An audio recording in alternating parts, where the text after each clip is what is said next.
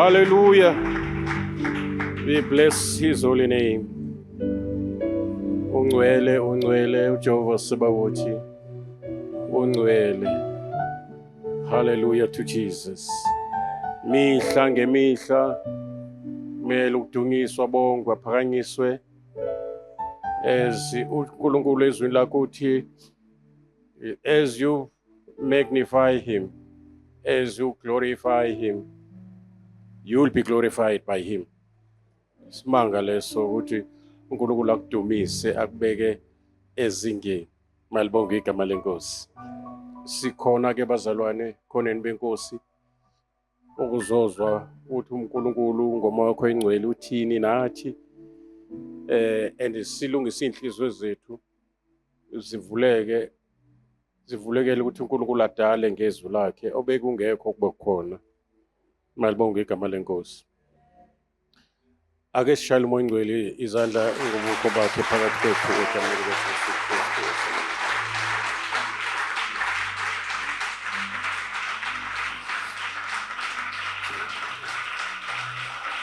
Amen, Jesus.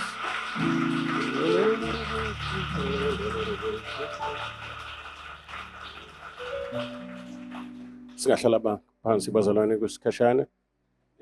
Angizoba mude namhlanje.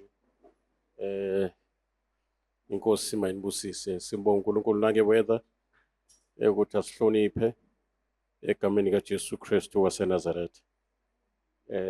Asishayile izandla futhi lonto ukuthi sihloniphile nge Amen. Thank you Jesus. uJesu uthi anginishiyi nizintandane. Wayesekhuluma amazwi okuhamba lapha esezobashiya abafundi bakhe. Uthi ngeke nginishiye ningondi ngasithebeni. Kodwa khona ngizonishiya naye. Umoya oyingcwele. And manje uthi it is good for you. It is expedient. It is for your advantage that I leave you. That I leave you to be with the Father. Ngoba uma ngingayi kubaba kunomuntu ongekehle ezekini. Umoya oyingcwele. Nivumelekile nithi uthi nithi sawubona moya oyingcwele. Isho niyesaba? Ngibonga ukuthi ube nesineke sokuhlala kimi. Ungazise nangoJesu. Bengeke ngimazi ngaphandle kwakho. Ubengeke asebenze kimi ngaphandle kwakho.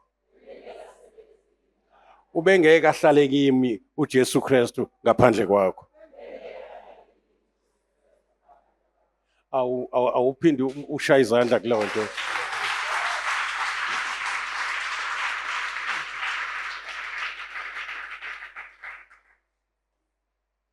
Laphana ku chapter 19 izenzo sifundile singaphinda namhlanje sifunde ukuthi uthini uNkulunkulu laphana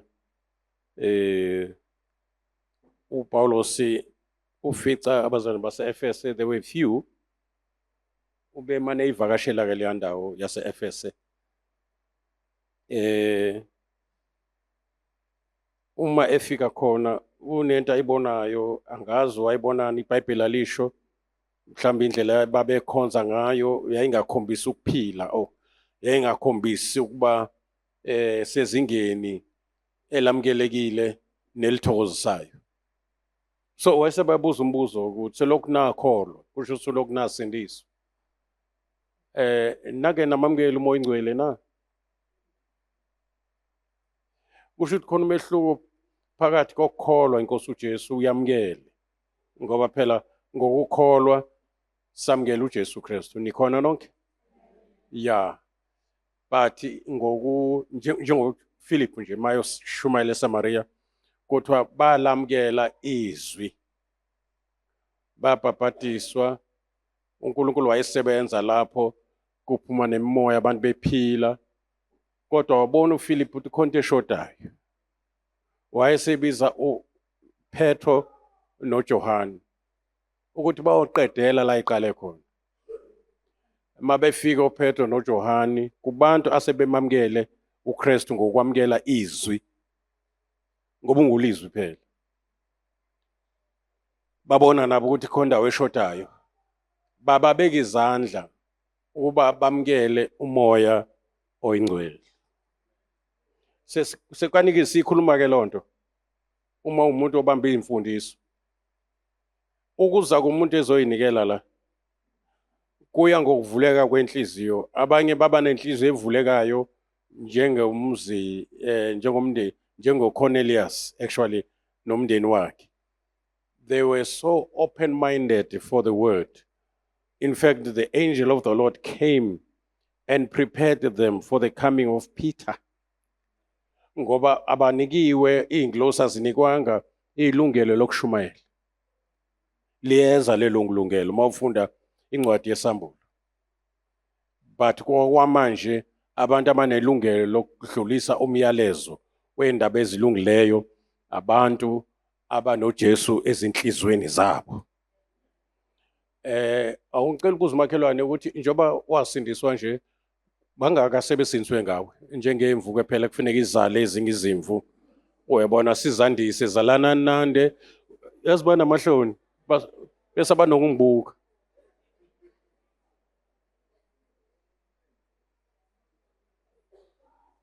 Kunjani kwena kumnandi nje ungatshela umuntu ngoJesu engeke umuntu osindiswe. Manje uhlalelana. Sisazoke mamahlaba ke siufake lo moya.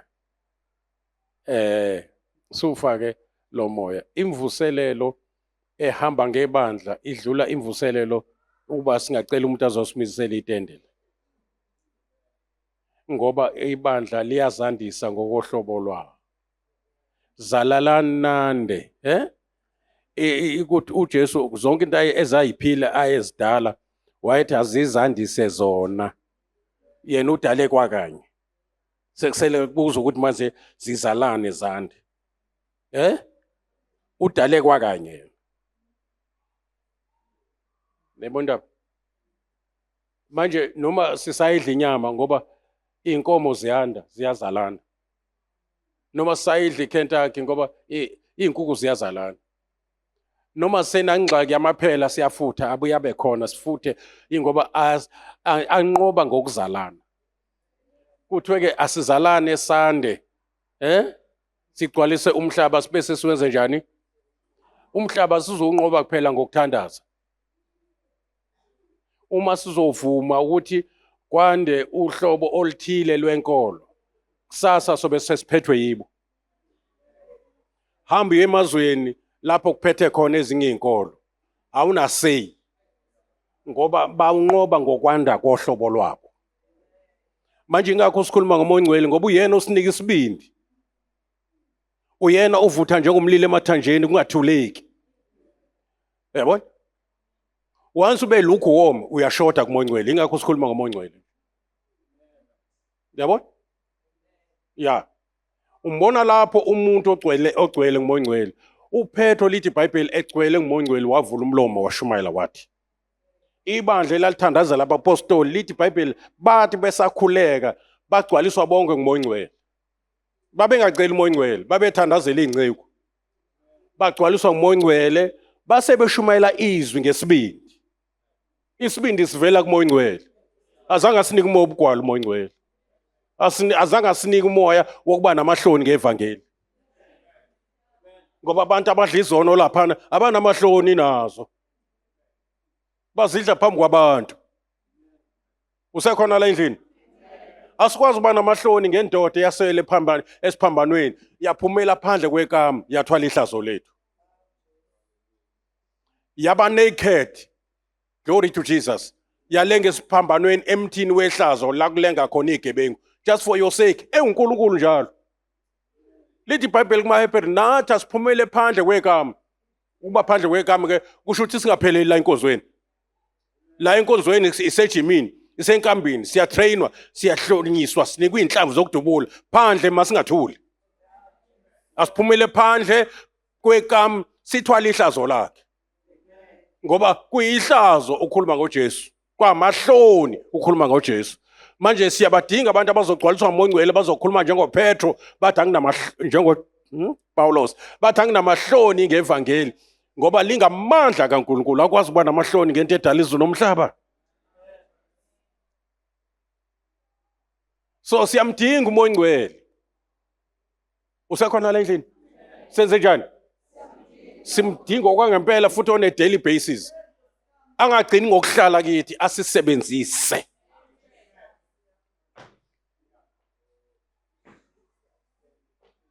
Hallelujah. Uyizinto zonke ungayicabanga ezidingekayo ezilapha kuKristu. Uyena owenza itransfer ayithatha izinto zethu lapha kuKristu ayifake kuthini. Uma uKristu egcwele ukuhlakanipha nathi siba nokuhlakanipha kaKristu. Kodwa uthathwa nguMoya Oyingcwele lapha kuKristu azokufaka kithi. Usekhona la endlini? Kungaphela inyanga sikhuluma ngoMoya Oyingcwele inyanga yonke. Imisebenzi yakhe ingaphezulu ka50. Imisebenzi kaMoya Oyingcwele ayenzayo mase efika emntwini. Na umbuzo uthi ngabe siyamazini yena? 1 2 ngabe siyayazi imisebenzi yakhe namandla akhe? Number 2. Number 3 ngabe sesinayo indlela yokucommunicate noMoya Oyingcwele ngoba ngishilo ngathi there are ways uMoya Oyingcwele akhuluma ngazo. Yabo? Bambalwa abakwazi ukucommunicate noMoya Oyingcwele. Bakhona bangibuzayo nje engqondweni zabo ukuthi konje kukhulunywa kanjani noMoya Oyingcwele? Konje ukubona ngani uma kuyingqondo yakho noma kuMoya Oyingcwele? Yabona imibuzo enjalo iyabuzeka umuntu okholwayo. So le nto echaza ukuthi akufuneki sibe yingane sibe shallow when it comes to i-relationship, i-communication yethu noMoya Oyingcwele ngoba sinikwe yena ukuthi ahlale kithi ngunaphakade. We better acquaint ourselves with the Holy Spirit because we cannot even move, we cannot even pray without the Holy Spirit. Bese ngeke sibe convinced makusho ngelivangeli, i-conviction ivela kuMoya Oyingcwele. Uyena ohlula ingqondo zethu, ubona indoda iza phambili izoyinikela. Ihlulwe nguMoya Oyingcwele. Akaqhubeke kenze lo msebenzi wokusehlula ukuze uKristu athathe over empilweni yethu. Yabona uma unokubona umzalwane enenkani ekhubeka kalula, irritable. Yabona? Etouchy. Over angani noma ngizoyibeka kanjani lento? Over sensitive, hyper emotional. Ushoda kuMoya Oyingcwele. Yeah, inyama is taking off. Once kwehla igauge kaMoya Oyingcwele, inyama yakho ithatha over.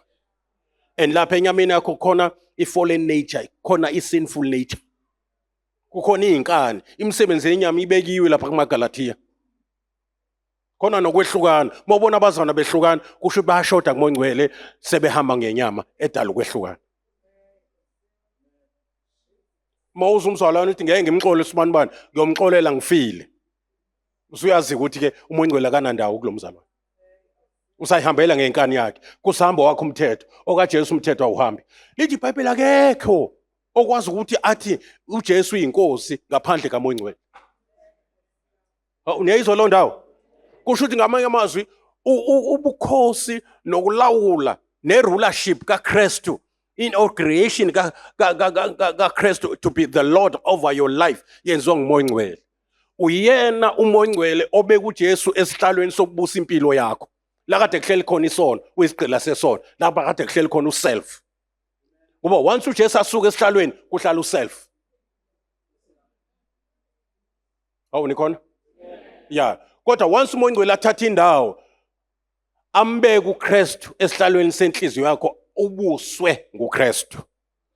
Usho njengoPaulos uthi mina sigqila sikaKristu ngiyanincenga bazalwane ukuba nihambe ngokufanele ukubizwa enibizwe ngakho. Akasa address ngompostoli la. Uza addressa njenge slave, a doulos for Christ. So umuntu oyidulos umuntu owenza intando kaMaster. Umuntu ontando yakhe ithathiwe yathathwa intando kaMaster. Umuntu ongasazi zenza izinto ngoba kuvuma, owenza ngoba kushiwo. Yabona, mayithi uNkulunkulu uyavuka ngo3 uyathandaza.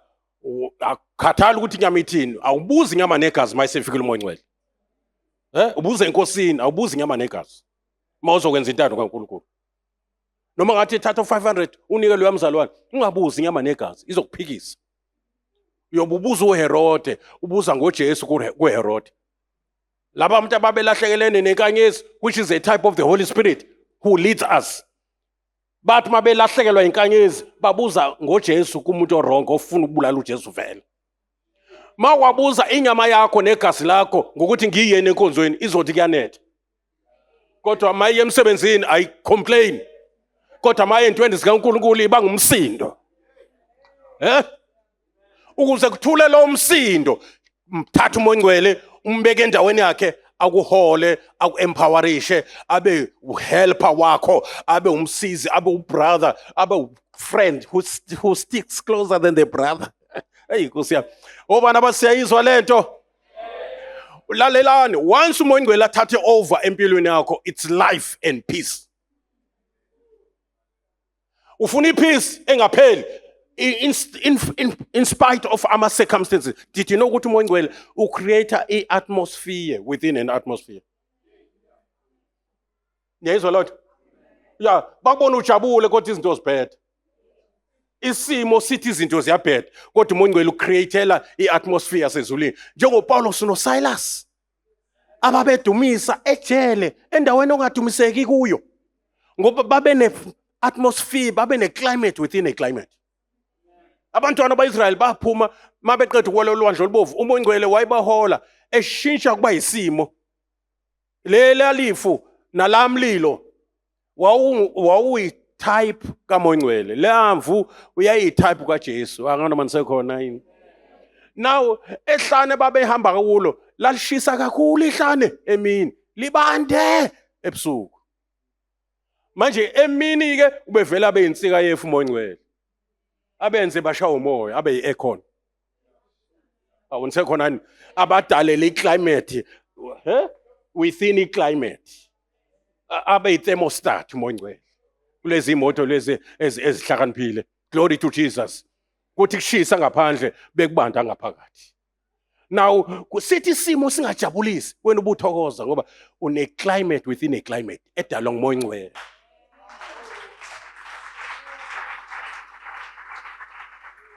Maye sefikile kumoya ngcwele, no one can steal your joy. Your joy is not dependent on circumstances.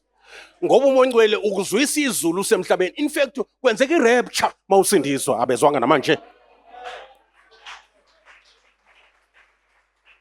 Mawathi nje weza la wemala wathi ngamukela uJesu, shwi uphila kwakho kuya kunephathi la kuwe ethathwayo iyofihlwa noKristu, kube nephathi kaKristu ethathwe ezulwini izofihlwa kuwe. Ubusuthi noJesu ngaphakathi ethi and yet sizokutshela ukuthi uJesu uyeza kodwa uJesu ngaphakathi, kodwa uJesu uyeza kodwa uJesu ngaphakathi. Nawe uyenyuka kodwa usezulwini, uhleli noKristu kwezasemazulwini kodwa uzohlwithwa ngekimini uyezulwini lapho uvela ukhona.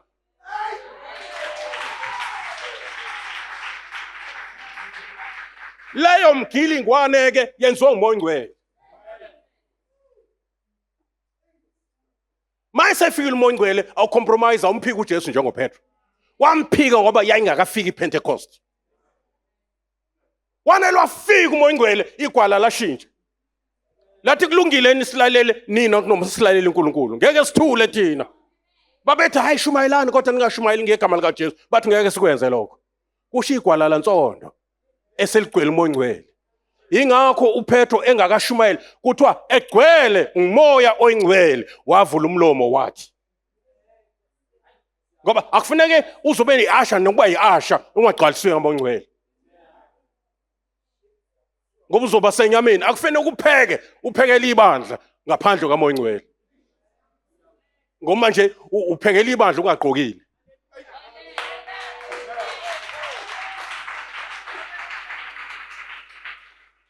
Umoya ngcwele ukusiza yonke indawo ngisho ekukhuliseni abantwana, ngisho ekuthobela indoda yakho. Umoya ngcwele okwenza isizwe, awuzenzeli izwi. Ingakho lithi iBhayibheli sebenzani ukusindiswa kwenu because uNkulunkulu usebenza kini ukuthanda nokwenza ngokwentando yakhe. Uyabona? Work out your salvation because God works in as you work out. You are working out because God works in. Uyabona? Mawubona ngixolela umzalwane, because God is working in uxolo. Angizenzeli ukhona ongisebenzayo. Ngoba nabayizwa njengishoyo. Uma ungizwe ukuthi hayi ngiyaxolela mzalwane, mawucela uxolo. Akusho mina, kusho uJesu ngomoya ongcwele ngoba kusaphila mina uKristu ophila. Angikwazi ukuthi ngithi akusaphili mina ngaphandle kamoya ongcwele. Ngithini angikwazi ukuthi kuthini? Angikwazi ukwenza njalo. Angikwazi kusho njalo. Angikwazi nokuthoba, angikwazi nokuthethelela. Ingakho lithi iBhayibheli lingadakwa iwayini. Gcwaliswane ngomoya ongcwele. Bese lithi nithobelane ngokumesaba uNkulunkulu. Mayise full umoya ongcwele, umzalwane nithobela umzalwane. And ekwenza lokho ngespirit of the fear of the Lord njengoba sifundile izolo. I-fear of the Lord ivela kumoya ongcwele. Inyama yazana nokumesaba uNkulunkulu. Isaba umfundisi. Hayibo angangiboni umfundisi. Ngisathi kushaya kancane kodwa angiboni umfundisi. uNkulunkulu uyoza ngisize. Kodwa uma engakathatha indawo umoya ongcwele usaba umfundisi. Mayise feel umoya ongcwele usaba uNkulunkulu.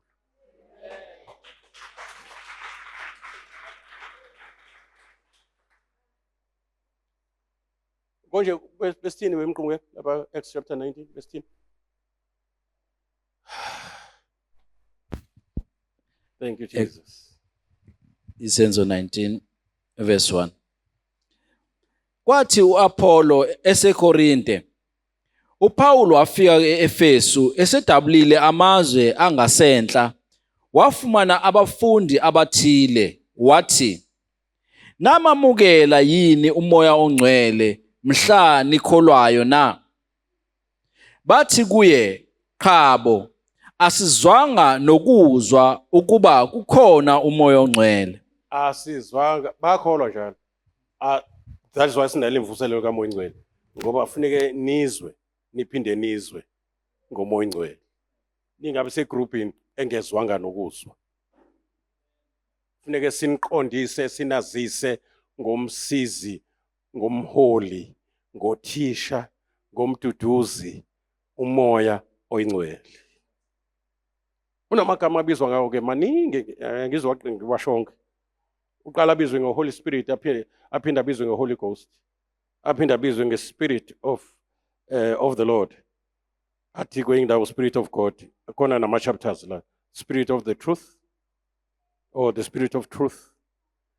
Spirit of Jesus, Spirit of holiness, Spirit of adoption, Spirit of our living God, Spirit of faith, Spirit of His Son, Spirit of grace, Spirit of Jesus Christ, Spirit of glory, and many other title lapho ebizwa khona umoya oyingcwele. Malibonga igama lenkosi. Na kunama symbols ke umoya oyingcwele esimbone ebizwa ngawo angizowasho wonke. Yeah. Umoya oyingcwele kakhulukazi incwadi yesambulo is mostly in symbols. Uma kuthiwa uJesu ingonyama hayi ngoba inenyawo eziwu4. Kuchaza ukuthi he is the king. Amen. Yeah, so ngesikhathi umoya ongcwele bonakala ehla kuJesu in a form of a dove. So sekufuneka thina understand ke sithole interpretation why umoya ongcwele aqhamuke eyisimo sedove, because dove is a symbol of purity, meekness, peace. Kuyezwakala bazalwane? Yes. So uJesu he is the Prince of Peace. And wehle in a form of a dove, uJesu eJordan. But wehla in a form of the tongues of fire, uma ehlela abafundi bakhe. So la kuJesu simbona eyisimo sejuba. Lapha kubafundi simbona eyisimo somlilo. Maybe we can ask your question why. It's because lapha kubafundi ziningi izinto kwakufuneka zilungisiwe. There was a lot of purification eyayidingeka. Because umlilo unakho ukupurifya. Negolide ukuze libe precious kufuneka lidlule emlilweni. Now oPetro ke baphika uJesu bemazi. Manje ngeke ehle umoya ongcwele isimo sejuba phezulu kwabo. Kufuneka ehle eyisimo somlilo. Ngoba kunezinto kufuneka izisuswe. Lithi iBhayibheli bulalani imisebenzi yenyama ngomoya. Kwendawo kuthiwa bulalani izinkanuko zenyama ngomoya. Uyena fire extinguisher umoya ongcwele. Mawubhizi ushiswa inkanuko zenyama zibhizi zilwa nomphefumulo wakho ozokulamulela umoya ongcwele ezinkanukweni zenyama. umoya oyingcwele unqamula ngisho ama-addictions. Nikhona abazalwane? Ya, izinto zenza sewungafuni owenza isono isigcila sesono. Mayifika umoya oyingcwele uyakulamulela. Yabona? Umoya oyingcwele uyayishisa imikhuba kaSathane la. And uyawathuthisa amadimoni ngoba kuthiwa mkhulu lo yena ongaphakathi kwenu kunalo sezweni. Lithi iBhayibheli nibahlolile bonke omoya abasezweni. Ngoba kuzofanele singene nalapho. Omoya. Obani abayizwa nje ngishoyo? Omoya, inhlobo ngenhlobo zomoya. Abanye bazenza ingilosi okhanya. Abanye bayafundisa. Abanye banemvelo yenyama. Ibona ababoost inyama yakho ukuthi iqhwakele kuwe. Umoya osebenzayo kubantwana bongalaleli. Ukungalaleli is not just ukuthi nje mhlawumbe umntwana ufikelwe ingqondo ongalaleli. No, there's a spirit behind osebenzayo kubantwana bongalaleli. That is why kwesikhathi noma ushangosi wazakuzweli. Ngoba you are dealing with a spirit here. Yeah? You are not dealing with the simplicity of the child, of the mind of a child. You are dealing with something first, spiritual. Kufana nokuthi abazalwane yabona baphithizele ebandleni kuphithizele kube nje. Kufanele wazi-ke kufana noma ngabe nine relationship ethile noma nishadile. Uma nizoxatshaniswa nithi niyayibhekela into enixabanisile ayikho. Beninike uSathane indawo. Yabona? And uSathane uhlale efuna uchance ingakho kuthiwa ningamniki indawo. Ngoba ufuna igap nje mayivuleka ithi uyangena. Manje ukuzanga ngeni uSathane athatha indawo empilweni yenza sure ukuthi you surrender fully wholeheartedly nangokwengqondo kumoya oyingcwele. Umoya oyingcwele unama sensors ukwenza ukwazi ukusenza a wrong spirit around. Nikhona? Uyizindoda egcwele umoya oyingcwele uthi umkami there's nothing phakathi kwethu nawe. Vele thina siyathandana kodwa there's a spirit here. Esenza siphithizelisane ngento engekho. Yabona? Manje lithi iBhayibheli asibona abangawazi amaqhinga akhe. So wazi kanjani ngaphandle kamoya oyingcwele? Usekhona la endlini? And umoya oyingcwele uyavusa ama spiritual senses akho. Uyabona? Ube sensitive. Ukwazi ukuhlola umoya. Ama gift of the spirit akona o special somebody. No, for every person osemzimbeni kaKristu unelungelo to the gifts of the spirit. Especially when it comes to the spirit of discernment. Ukwazi ukuhlola umoya ngaba sebebaningi omoya bakhona manje. Yabona? Yabona? Noma upropose insizwa ntombazana. Mayizofika lensizwa ungagcwalisiwe ngamandla omoya oyingcwele. Ungenayo umholi umoya oyingcwele. Uzothi yes kanti usho esigebengwini. Manje umoya oyingcwele uzokutshela mhlambe engakafiki nokufika athi kusasa kuleli sonto ngeke liphele leli sonto khona uzofika azopropose ngoba ukutshela izinto ezizayo zingakafiki. Manje kufuneke uye usondele uye ungena kwi-fellowship nomoya oyingcwele. Ngoba ngeke akutshele uyi-distance. Kunezinto angeke akutshele zona. Mlambele umoya oyingcwele akakubona ukuthi uyamdinga, you are desperate for him. Yabona? Makakubona ukuthi uyazibona ukuthi I cannot do a thing without the Holy Spirit. Ngisho noma wenza ama decision makings azoyishintsha impilo yakho. Yabona?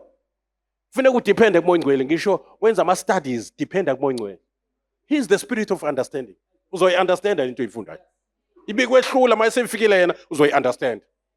Yeah, umoya oyingcwele uyasebenza nakuma skills development. Uyasebenza umoya oyingcwele. Yeah. It's in the Bible. In the book of Exodus, chapter 31-34. Kwakuzokwakhiwa ifurniture esamangalisa kuze kube namhlanje.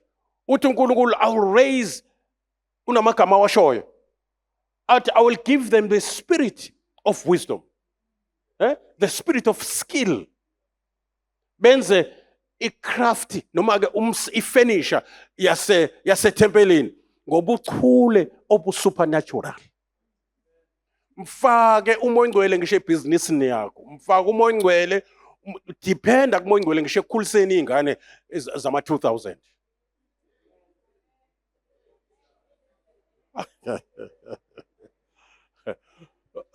Ngeke uyikhulisa ingane zama-2000 ngengqondo yakho. Uthi ngumoya ngcwele ophethe i-conviction. Yabona? Kufanele kube anointed for raising your children. Ngoba uzobothuka ngenhlamba. This is a why generation. Angifuni lokhu uhamba nalabangani. Why? Angiyabona. Why? Yabona? Bazokuphusha to the limits. Uzithuke sewusenyameni. Ave kubhlungu ukudelelwa ingane. Kubhlungu. Kodwa mangabe ugcwalisiwe, upapathisiwe, wembethe. Mawuvula umlomo izwi lakho liyaconvince.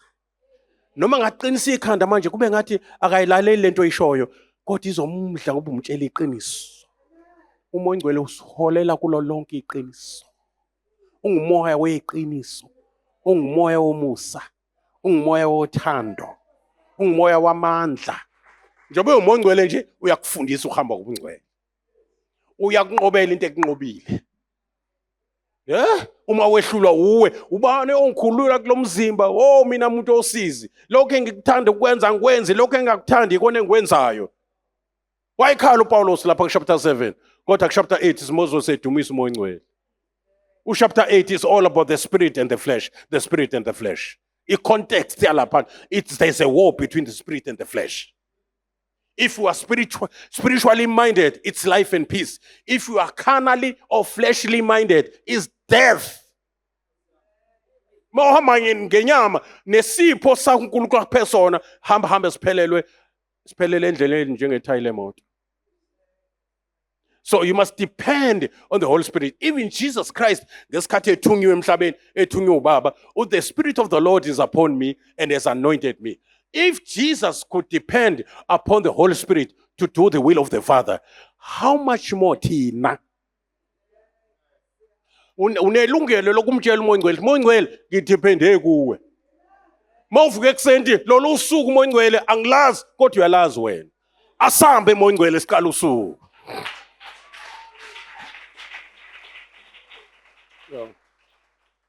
Uyadinga, especially these days. These days are full of deception. These days are hazardous. These days are full of perplexities, problems with no solution. Hallelujah. And in these days, spirits are blowing. Imimoya iphume umkhosi all over the world. Manje mawungenayo umoya ngcwele ezostika kuye. Ngeke umelane nomoya ngaphandle kukamoya. Second, babodwa omoya abahlakaza ama-families. Babodwa omoya abadila nawo nje as a person. Babodwa omoya be-clan ethile noma be-race ethile. Babodwa omoya abadila nje ne-political arena nje abadila nje nokuthi kube khona i-corruption kubhede nje konakale. Manje ngeke uphase kule nhlaninge yamadimoni agcwelela ngaphandle kukamoya oyingcwele ongaphezulu kwabo bonke omoya.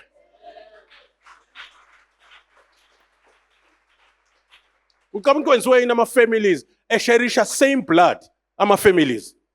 Kodwa baxabane bazondane baze bathakathane bathengelane iy'nkabi.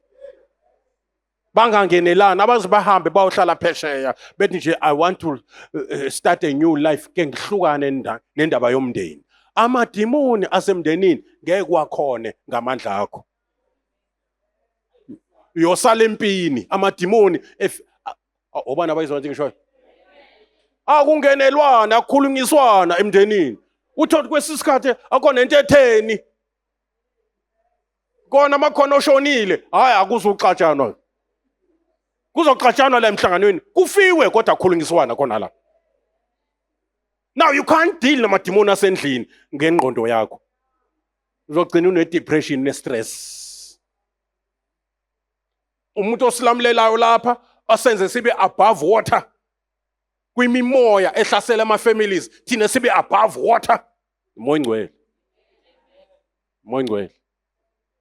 Moya Ngcwele. Yabo? Akusafana kuqala. Kunzima manje emsebenzini.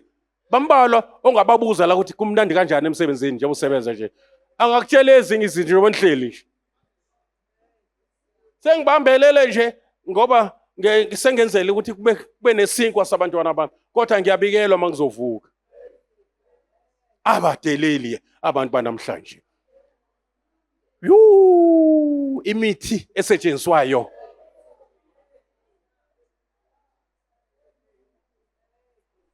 Wena ngathi awuzenzi into abazenzayo bathi uzenza ngcono sokubona indaba yakho wena. Siyadla wena udli. Yabo? You end up being a target. Uyamdinga umoya Ngcwele. Okuzokwenza uba ube umpunyu, kube umpunyu kabemphethe, ungabikho sikhali esulele wena esiphumelela.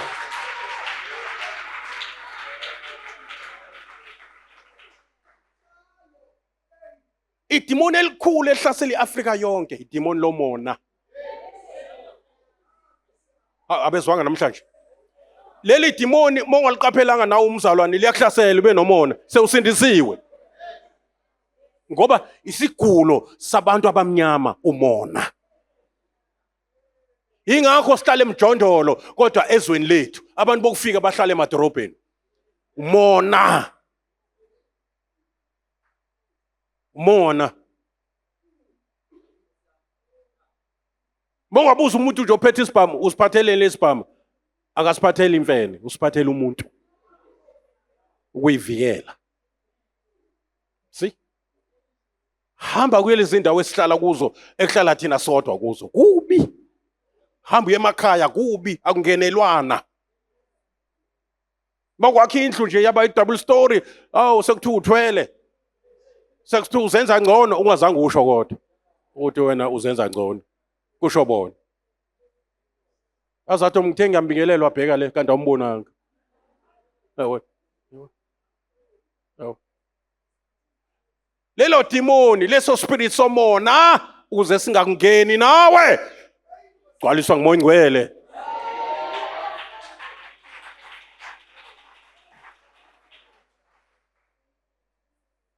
Yayibona mawufuna ifreedom emhlabeni ube free ukuze kubaleke nezifo. Kubaleka depression. Yiba ingane kaMoya Ngcwele. Yiba umngani kaMoya Ngcwele. Dependa kuMoya Ngcwele. Vula onke amakamela empilo yakho kuMoya Ngcwele. Ayigcwalisa impilo yakho. Ingqondo yakho God must anoint your head with oil. Usho njalo David. Ngoba impi isengqondweni. Yeah? Isiphithiphithi sisengqondweni. Before ukhuluma into negative, qala ucabanga into negative. And you cannot live above the way you think.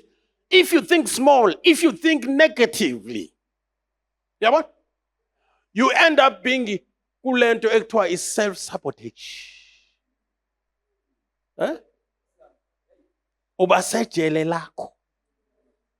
Uba under siege. Ingqondo yakhe ikuthatha ifake ekopini. Ungabi na joy, ube lonely, kodwa uhleli phakathi kwabantu abaningi kodwa ube lonely. Ungabi alone, ube lonely. Ube gcwele abantu la endlini. Usejele uzibophe wena. Manje, mayisefile umoya Ngcwele, where the Spirit of the Lord is, there's liberty.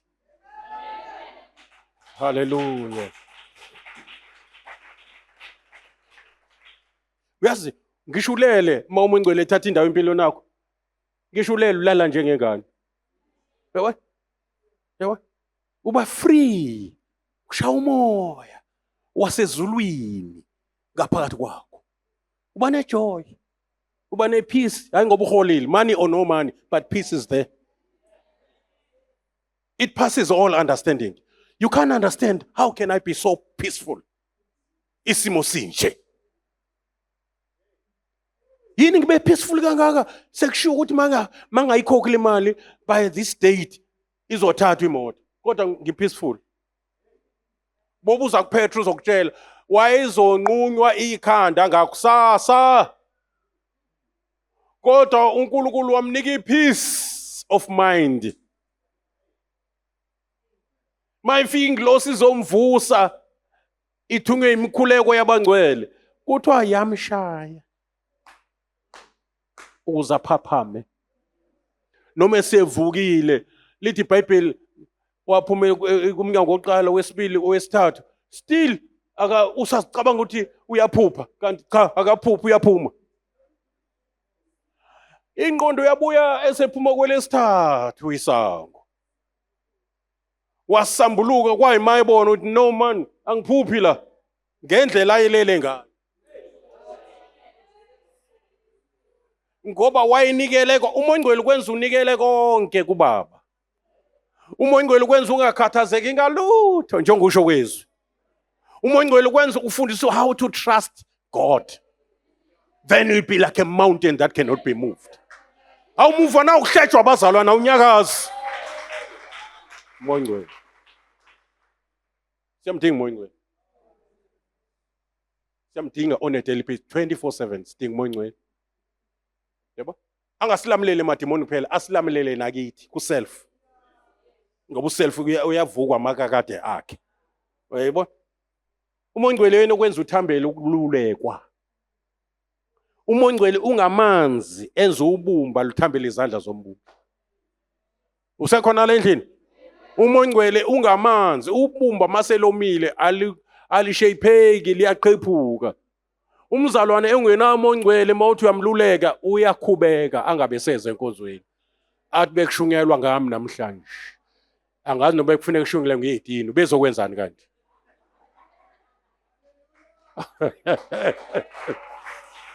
Izalethe ngisho. Umoya ongcwele uyasazi. Umoya ongcwele unesineke ngathi. Singamphoxi umoya ongcwele, ngiyancenga abazalwane.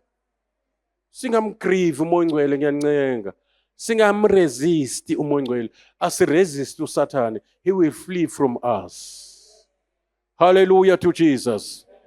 Obani abathi umoya ongcwele thatha indawo kimi. Hawu Nkosi yami. Neziphiwo zikamoya njengoba ngathi zinciphile nje. Hallelujah, is because asinayo i-direct connection efanele nomoya ongcwele, who is the giver of the gifts of grace. I believe with all my heart ukuthi njengoba sesithinta indaba kamoya ongcwele, neziphiwo zikamoya ongcwele zizoqala ukubonakala ebandleni.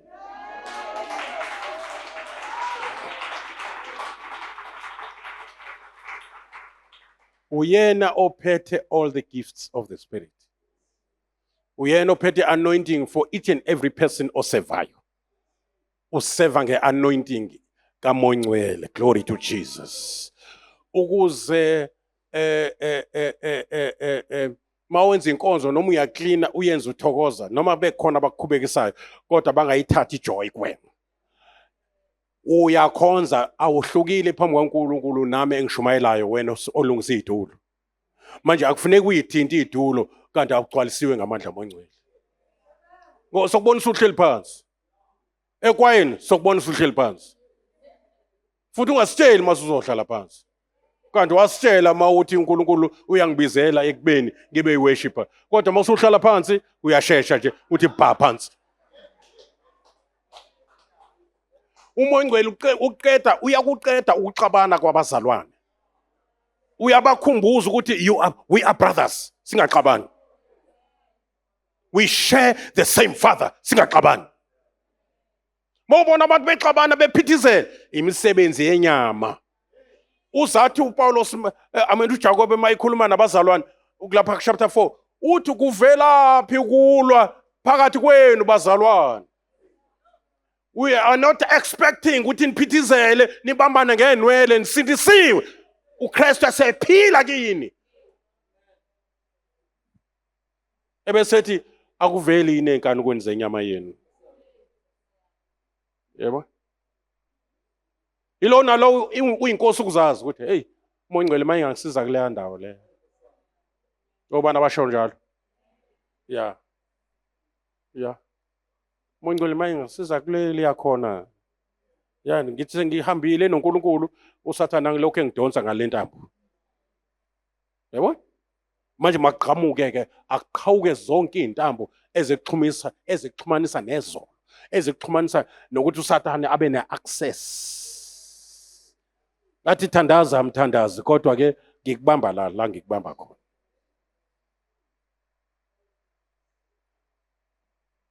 Moyingcwele kasisize. Uthunyiwe ukuthi azosiza thina. Ithi Moyingcwele ngisize nami ukuthi ngikwazi ukusizakala, ngivuma ukusizakala yishona. Ya, kunama bridge ungakuwawela ngaphandle kwaMoyingcwele. Kunama challenges ukuthi usinisiwe ongeke uwawine ngaphandle kwaMoyingcwele. Siyamdinga uMoyingcwele, siyamdinga uMoyingcwele. Futhi ke bona mosu lesigaba sami umdinga kakhulu. The more uNkulunkulu ephakamisa is the more kufanele uMoyingcwele unamathelane naye. Because the higher you go, the colder it becomes.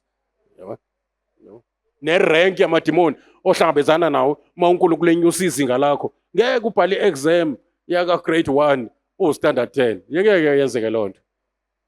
So ngesikhathi unyuka kunendawo ethi when the enemy comes in like a flood, the Spirit of the Lord shall raise up the standard against it. Yabona lonto ukuthi kufika i-challenge engakanani, greater is he that is in me than any devil that is in the world. Glory to Jesus. In second, siyakudinga Moyingcwele, yisho?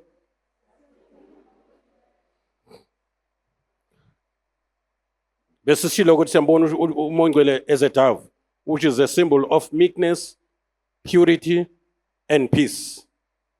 Siyambona futhi uMoyingcwele as a mighty wind. Ngiyakhumbula on the day of Pentecost. Amen. Wafika njengesishingishane. So we see the Spirit of the Lord there as a mighty wind. It refreshes and it leads. It moves. Ingakho lithi iBhayibheli uMoyingcwele John 3 verse 8 uphepheza la ithanda khona. Nakuthina nje bashumayele sesibone lonto usukume une topic ozoshumayela ngayo ayishintshe uMoyingcwele ngoba uphepheza la ithanda khona. And we see isymbol kaMoyingcwele as fire. Awusho sonke fire. Yeah, siyamdinga uMoyingcwele angafiki nje kithi enguMoyingcwele without releasing fire. Yeah, it happens ukuthi sibe sonke sibe noMoyingcwele kodwa kube khona abashota ngomlilo kaMoyingcwele. Inkuni zibe khona kodwa umlilo bangabikho. So we need the fire of the Holy Spirit. Yakhumbula uPaulos betheza inkuni kanti la enkunini abayithezile khona inyoka. Babasa umlilo yahluleka inyoka ukuba iqashe ngeenkuni. Ngoba sekhona umlilo. Mase ufika umlilo kaMoyingcwele azikho into zamadimoni ezikwazi uqasha kuwe. And uthi uNkulunkulu ngenze ingilosi imimoya ngenza izingceku zami amalanga bomlilo. Athi uJesu you shall receive power. Athi uJohn uyonibhaphathisa ngomoya nangomlilo. So umlilo ke is a type of amandla, and amandla to purify, malibonge igama lenkosi, to separate, to consume. Hallelujah. Our God is a consuming fire. Glory to Jesus. Siyawudinga umlilo, and umlilo is the fire within us that pushes us to do something that inyama yethu enamandla kuyisho, kodwa ngoba sigcwele umlilo sizithola sesenza into ebesingeke sikwazi ukuyenza ngamandla ethu. We see the Spirit of God symbolized by water. Water is a symbol of the Holy Spirit, and it's cleansing and refreshing, filling and sustaining life of Christ in you. Hallelujah. Out of your belly shall flow rivers of living water, water of life. Glory to Jesus. Uma ungena uMoyingcwele uba dehydrated mzalwane. And siyambona uMoyingcwele as oil. Athi uDavide, he anoints my head with oil. And the oil is a type of the Holy Spirit. The Spirit of the Lord is upon me and has anointed me. Glory to Jesus. So to be anointed, kuthiwa kings and priests and prophets were anointed for the ministry So to be anointed is to be separated, consecrated, emsebenzini othile, to be empowered for a certain, hallelujah, ministry. How God anointed Jesus, who went about doing good. Huh? You cannot do good without the anointing of the Holy Spirit. Hallelujah. We cannot shed the light without the fire of the Holy Spirit. It takes fire for the light. Mongayithinta nje le globe inomlilo iyashisa, and ukushisa kwayo nelanga liyashisa, kodwa ukushisa kwalo kulethi light. That is why iBhayibheli lithi we are the light of the world. And sibona futhi umoya ngcwele laphana ayisil noma eyimark owuphawu, uphawu nesibambiso sefa lethu, and uphawu lwe-ownership, and uphawu le-security protection. Uma sinophawu kamoya ngcwele, we are under his protection and responsibility. Malibonge igama lenkosi. Lithi iBhayibheli singamdabukisa umoya ngcwele esishaywe ngaye uphawu. Malibonge igama lenkosi. So kubalekile uma umntwana kaNkulunkulu wenze sure ukuthi uyazana nomoya ngcwele as the seal. Umoya ngcwele uyisil, sishaywe ngaye uphawu umoya ngcwele. Usekhona la endlini. And umoya ngcwele is a cloud. Umoya ngcwele is a finger of the Lord. Umoya ngcwele is the hand of God. Umoya ngcwele is a hallelujah. Uyakhumbula uEliya mayinyuka, yini yehla yehlela uElisha. Hlalane eJerusalema nize nembathiswe. Isembatho sika Kristu asishiye naso mayinyuka. On the day of Pentecost, wehla umoya ngcwele eyisembatho. Ongafanele ukhonze, ongafanele ukhiphe ngisho amadimoni ungembethe. Oh hallelujah. Usekhona la endlini. So mningi-ke umsebenzi kamoya ngcwele ngeke uqede wonke la. Hey. Ningi umsebenzi kamoya ngcwele. Tshela makhelwane mningi umsebenzi kamoya ngcwele. Siyadinga ukuthi umoya ngcwele simazi. Glory to Jesus. Ngendlela zonke. In Jesus name. Ngizothinta nje bembalwa emsebenzi yakhe umoya ngcwele. uJesu ukhulume kakhulu ngokuthi mayesefikile umoya ngcwele uzokwenza umsebenzi muni. Usekhona? Mayesefikile umoya ngcwele uzokwenza umsebenzi muni. Sizalwa ngaye. Mawufunda laphana kuJohn chapter 3 from verse 3. Sizalwa ngaye umoya ngcwele. And siholwa uye umoya ngcwele. Umoya ngcwele uyakhuluma nathi. That is why he is a counselor. And ukukhuluma kwakhe kunemfundiso uyosifundisa konke. He gives us power to cast out devils. Matthew chapter 12 verse 28. Umoya ngcwele masefikile ungamandla kaNkulunkulu kithi. And he is the anointing. Umoya ngcwele anoints us for the work. Kuyezwakala bazalwane? Yes, siyagcwaliswa ngaye for ukuthi siphile impilo enqobayo, sibe ufakazi bakhe. He is leading us in worship. John 4:23. Uma dumisa noma sishumayela noma sikhuluma, out of our bellies flow rivers of living water. We minister life to people. Mayisefikile umoya ngcwele. Wenza ukuthi ubaba noJesu bakwazi ukuhlala kithi ngomoya oyingcwele. And umoya ngcwele mawufunda John 15 verse 26, he is our comforter, he is our helper. He's our painkiller. Into yenza umzalwane azwele mayihletshwiwe ingoba ushoda nge-painkiller umoya ongcwele. Awu nikhona nonke? Usitshela izinto ezizayo, John 16 verse 13. He shows us things to come. Uma umuntu ohamba nomoya ongcwele, impilo yakho iba highly prophetic, even emthandazweni. So he gives gifts to men. E.g., the gift of tongue, chapter 2, verse 4, incwadi yezenzo, and they began to speak in tongues as the Spirit gave them utterance. He releases prophecy, dreams, and visions. Acts chapter 2, verse 17, chapter 11, verse 28. We are not seeing directions as sihamba and guidance. Mark chapter 13, verse 36. We are now senza intando kaBaba ngiyofaka umoya wami ngibenze bagcine imiso zami. Imiso zikaNkulunkulu asizigcini ngamandla yethu. It's not by power, it's not by might.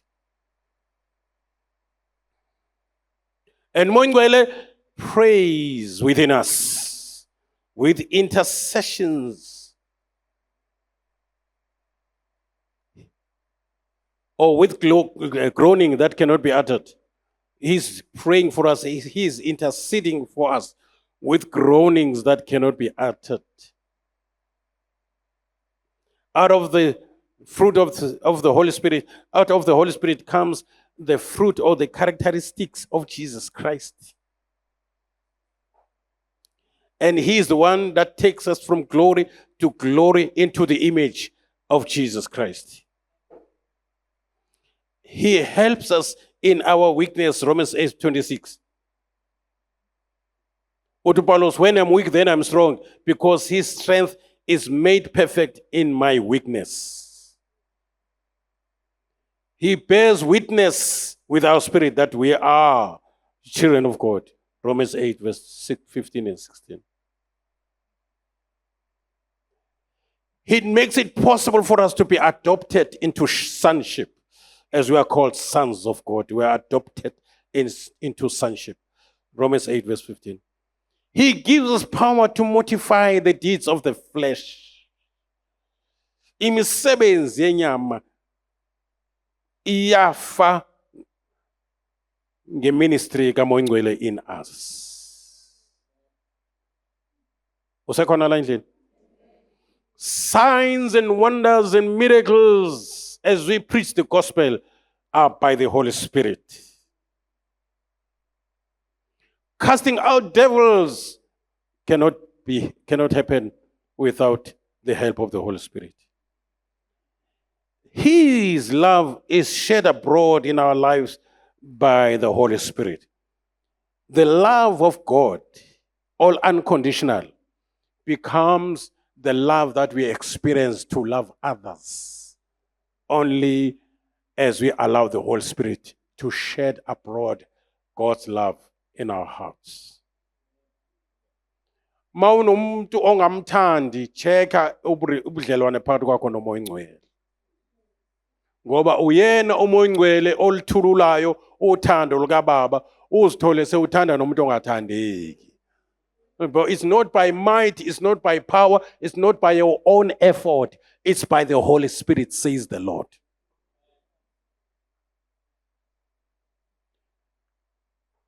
And he searches the deep things of God. Umoya ongcwele kuwe ngaphakathi uba umzalwane one appetite yezinto ezijulile ezikaNkulunkulu. Awubi shallow ngoba wazi ingqondo kaNkulunkulu umoya ongcwele ukutshela into ezijulile. Wena nje uhlale njalo ngaso isikhathi nje unezambulo ezijulile kaMoya ongcwele. Sithi mase siyalalela nathi sithi lo muntu uyithatha phela izinto ezingane nje. Lithi babaziwe ukuthi abafundile abafundi bakaJesu abanye babe ngofishermen nje.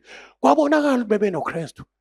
Indlela ababeshumayela ngayo yayijule ngendlela engumangaliso. Yayingahambisani nokuthi abafundile. Ba conclude ngaphakathi bafanele ukukhuluma kanje bebehamba noKristu. Hallelujah to Jesus. Ma kubophene even kwi-family kubophene singeke isixazululo makufika wena ugcwele umoya ongcwele uzothi 1 2 3 sifike isixazululo ngoba une spirit of wisdom. Glory to Jesus. Hallelujah.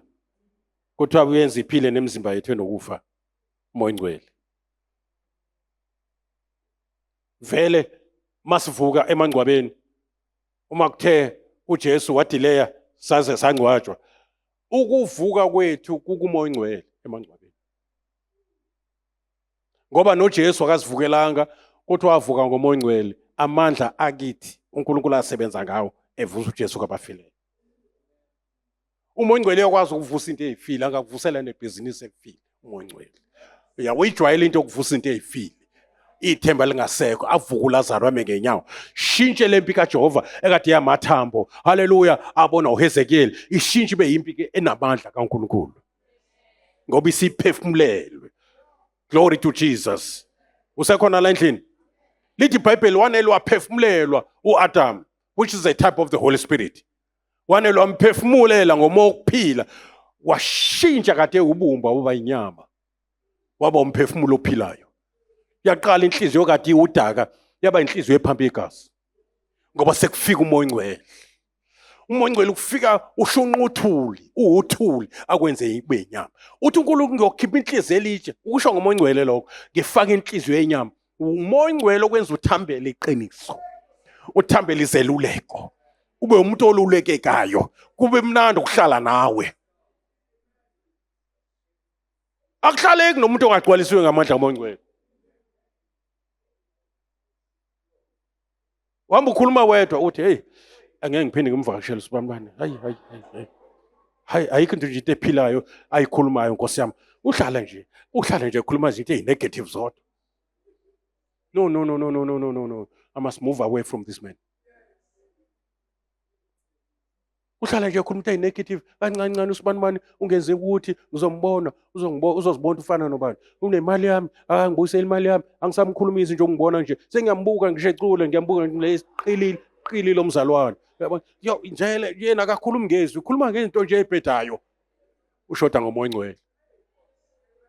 Kodwa mawugcwaliswa ngomoya ongcwele hawu hey mzalwane uyaza kusahambeki. Hey kumnandi ukuhlala nawe because out of this mzalwane flows rivers of living water.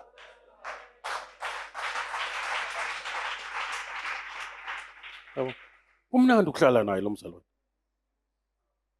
Mayikhuluma nje ukhuluma into ezakhayo. Njalo uma ngingakhuluma naye noma ngimbamba ngefoni, ngisothi sihlukana ngiyivala ifoni, sengithola izinto ezintsha. Mangibeka ucingo phansi nje sengiright. Noma kade ngizwe ukuthi hey angikho right kodwa nela khulume ngiphile ngoba ngiphuze emfuleni ophuma out of his belly.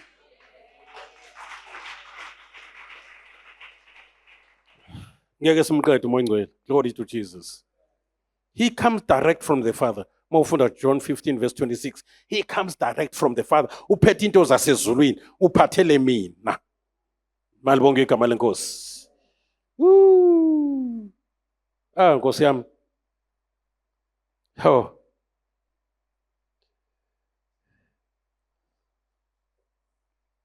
Obana bathi ngiyakholwa ukuthi zonke lento ezikhulunywayo umoya ongcwele azenza emntwini uzozenza nakimi. He is searching all things, the deep things of God. He searches the inward parts of your life. Malibonke igama lenkosi. Uza nama revelations. Uza nezambulo. Ufika nama visions and the Spirit of the Lord, I will pour out my spirit upon all flesh. Your sons and daughters shall prophesy, and your young men shall see vision. Glory to Jesus. And moya ongcwele uyakwazi ukwambula izinto esizinikwe ubaba. Ngoba kuyenzeka ubaba asinike into ezinkulu kodwa singazazi. Iso lingazange likubone, nendlaba engazange ikuzwe, izinto uNkulunkulu azilungiselela abamthandayo, uyazambula kithi ngomoya ongcwele. And he washes moya ongcwele. He sanctifies. See? He purifies. He justifies. Mayifika umoya ongcwele wenza umsebenzi. Nikhona bazalwane?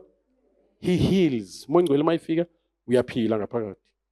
Where the Spirit of the Lord is, 2 Corinthians chapter 3 verse 17, there is liberty. Ngeke ube isigqila sanoma yiphi into, including your desires.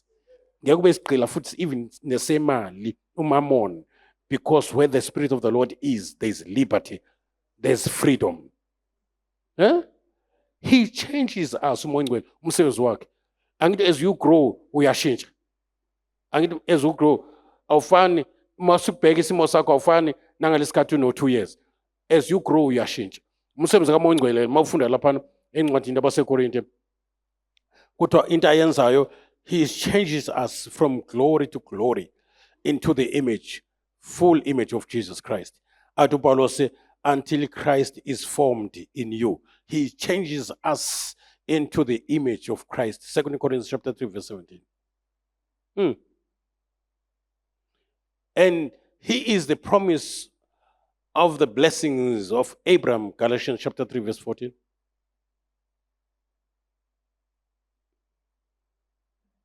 Who sends us sibe namandla to access the Father. Ephesians chapter 2 verse 18. He is the one that builds us together. The Holy Spirit builds us together for the house for God. Ephesians chapter 2 verse 22. He is the one that gives us strength. That is why the Bible says we have to be strong in the Lord and in the power of his might, so that we can say we can do all things through Christ who gives us strength. That strength is the Holy Spirit ministering in our lives. He is the unity of the church. Moya Oyingcwele. Amen? He is the fellowship. He makes it possible for the church to be in the sphere of fellowship. Uma sizela sisuke sizodumisa uNkulunkulu at the same time sizo fellowship together. Glory. He ministers grace in us. He is the Spirit of grace. He speaks to the he is the speaker to the churches.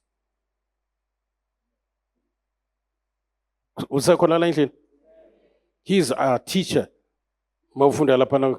John 14 verse 26. Luke chapter 12 verse 12.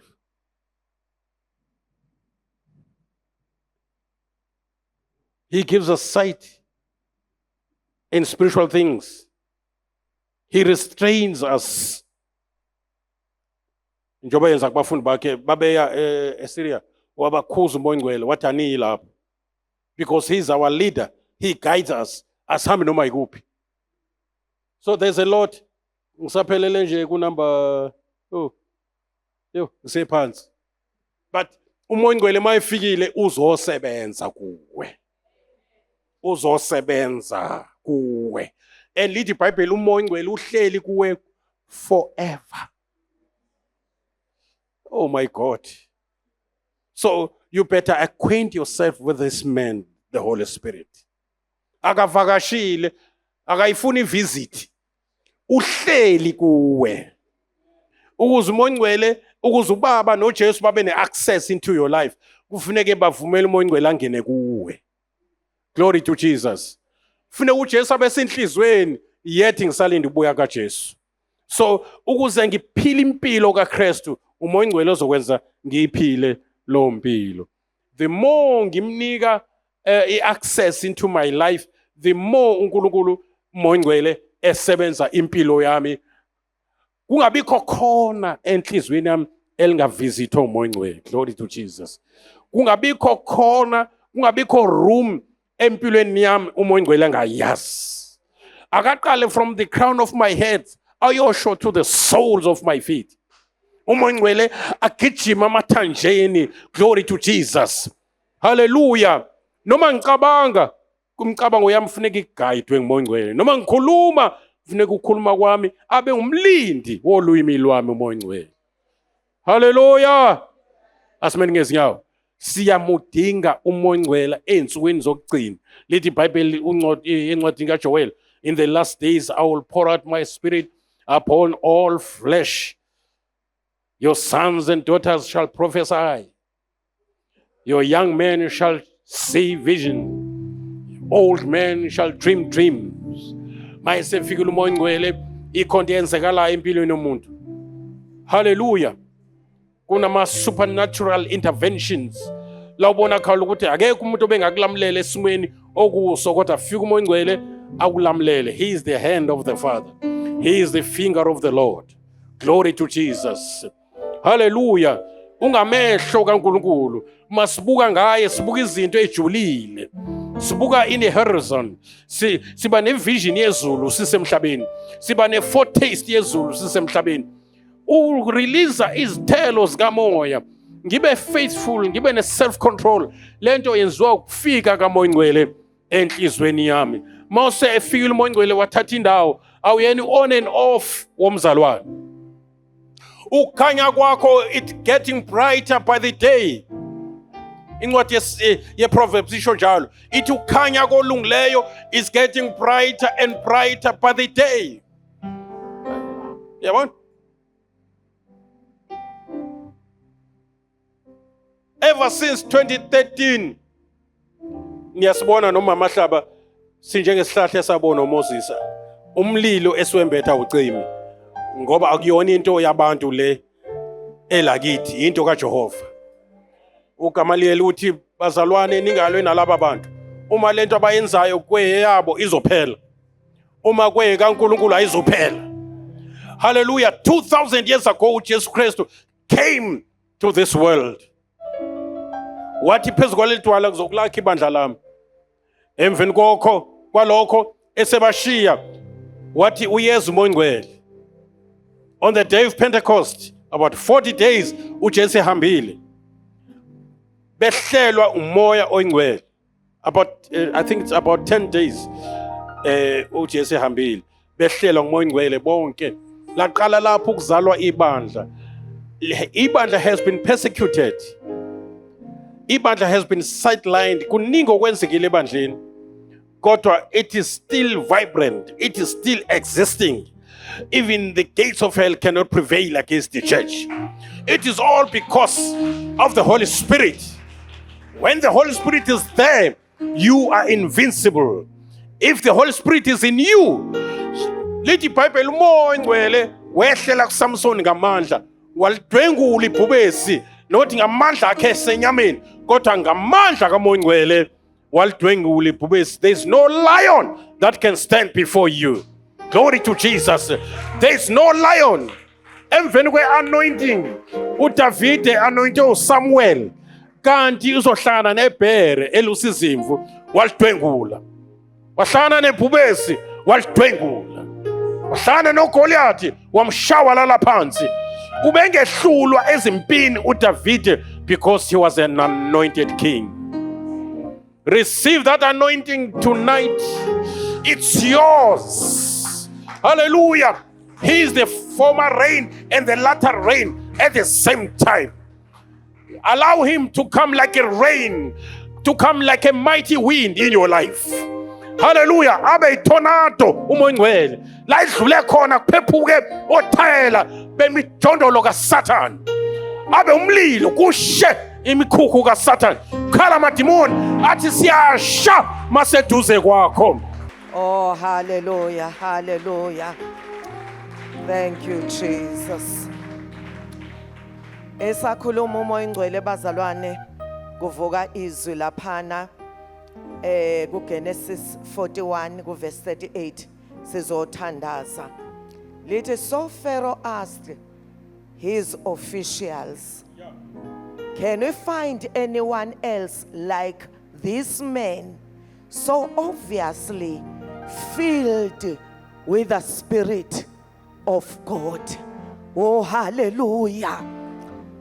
Moya ngcwele bazalwane uye owenza uJosepha esehlane lakhe kodwa akwazi ukusurvive. Glory to Jesus. Wamela uNkulunkulu esezweni lenyoka ngoba umoya ngcwele bazalwane indoda ehamba nathi. Glory to Jesus.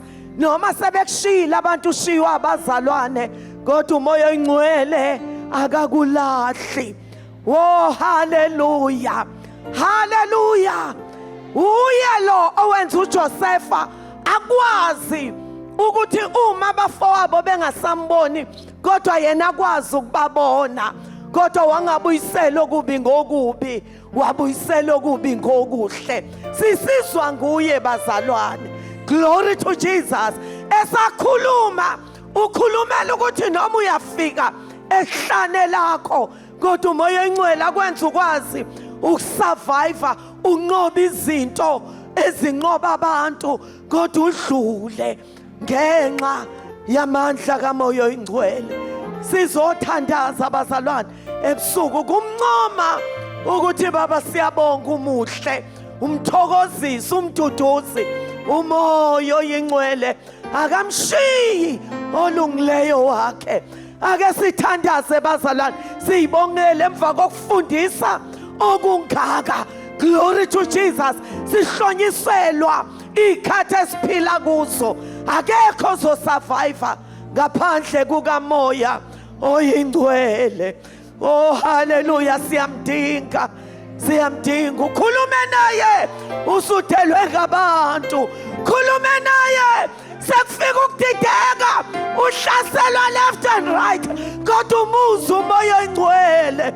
Oh haleluya, enyenyeza ukuthula, ukuthula okudlula ukuqonda konke. Glory to Jesus. Ukuba bekungefe kungaye ngabe kade saphela endleleni. Oh haleluya, iloyo naloyo athi ngiyabonga moya oyingcwele. Ake simbonge ebusuku.